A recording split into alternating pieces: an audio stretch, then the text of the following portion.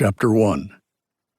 If I were the devil, if I were the prince of darkness, I'd want to engulf the whole world in darkness, and I'd have 1/3 of its real estate and 4/5 of its population.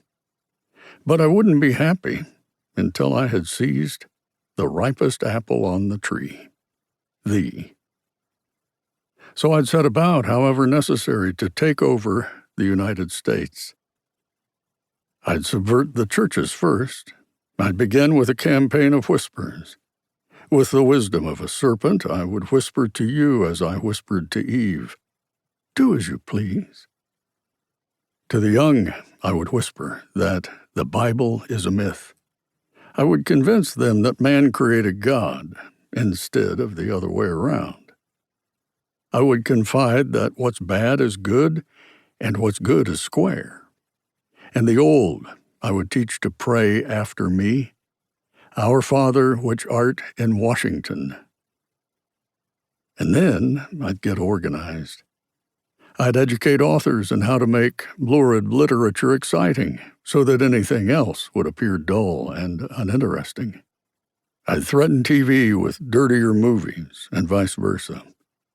I'd peddle narcotics to whom I could. I'd sell alcohol to ladies and gentlemen of distinction.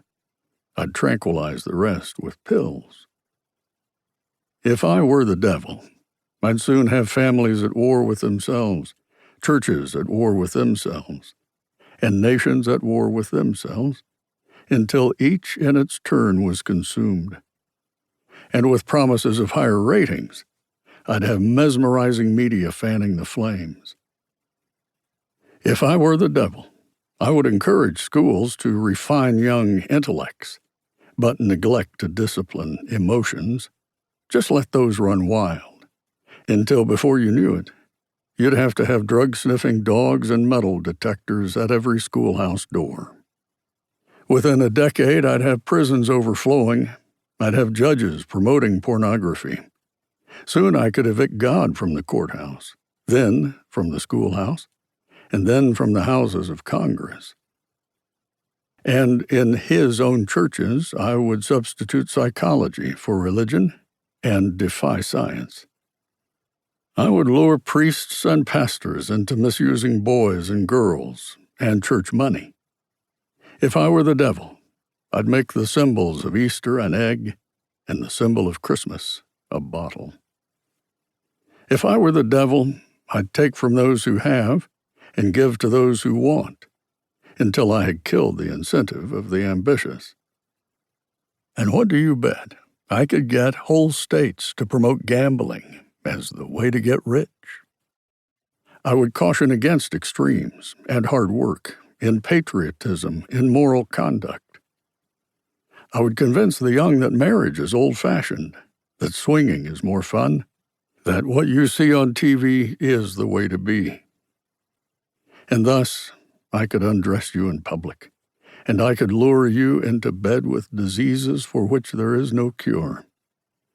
In other words, if I were the devil, I'd just keep right on doing what he's doing. If I were the devil. Paul Harvey, 1965. The last bell rang at Santee High School in downtown Los Angeles. 17-year-old Caleb Webb stood up from his desk, grabbed his backpack, and headed for his locker. He saw Mindy Washington walking through the masses of students in the hallway. One of her legs was longer than the other. To compensate, one of her shoes was thicker than the other.